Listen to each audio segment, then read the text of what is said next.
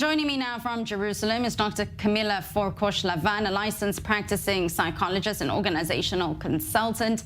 Thank you so very much for being with me here this afternoon. I want to start by asking, what is known about this pill and why the fact that it's now in tablet form is so significant?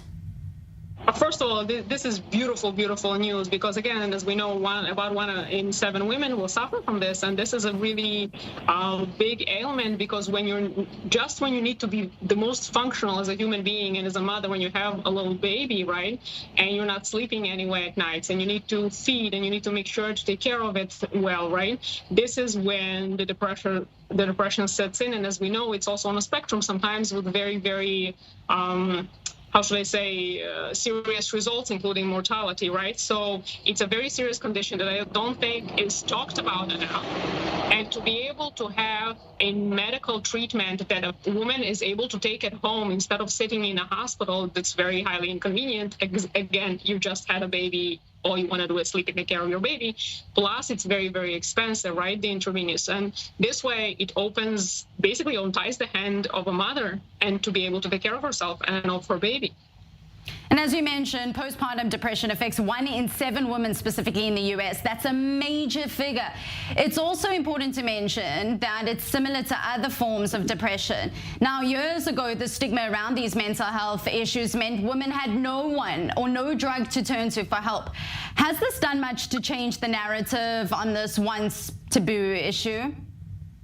For sure, definitely. Even the fact, first of all, it's long overdue that there is a drug specifically targeting this issue, right? So the fact that there is even, and that someone put in the money and the research in order to battle and help this is very, very important. And also it raises the question, basically what you're asking, and it's a brilliant question of like, where were we until now? And where's the awareness? And with so many women suffer, and is it just because it's a female situation? So like, okay, everyone does it, everyone has a baby. Yes, on one hand. On the other hand, it carries such a serious, often very, very detrimental results that the fact that there wasn't something already in place before now is actually shocking.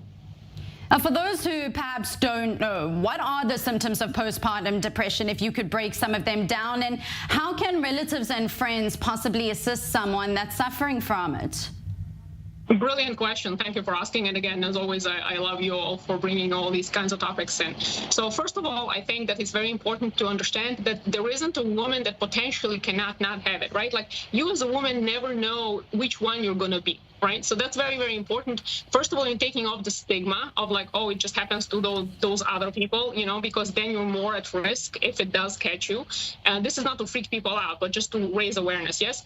Another thing is that's very important is if you realize like and normalize it in a way, right, then it's also you're going to reach out to your friends, your neighbors, your parents, your spouse, whoever is close to you to be able to be on the lookout. Meaning sometimes you might be not the one that's best equipped to realize that you're actually suffering from it, right? And again, it's on a spectrum. So some of the symptoms are like what we already used to from depression of like maybe sadness, difficulty getting out of bed, maybe feeling detached from the baby, maybe even angry at the baby and frustrated. And at the more severe spectrum, it could lead towards psychosis and, unfortunate cases where we heard sometimes of a case where a mother can put their baby in an oven, right? And again, because it's psychosis or also kill themselves. So what they actually perceive isn't necessarily there. And what they're doing, they're not aware of what they're doing.